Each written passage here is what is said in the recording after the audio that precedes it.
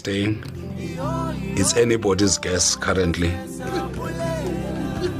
We've built a strong powerhouse in terms of the team that we've assembled over the last 3 years, and it won't sit well with many of us for him to leave, and it will unsettle a lot of things. I hope he doesn't leave. I can give you the man, please, man. You must come back to me. Please. Working in football is like checking in the hotel.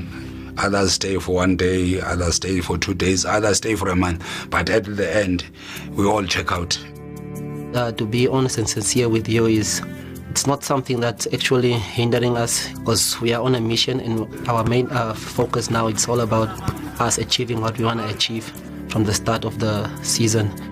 I do have my personal wishes.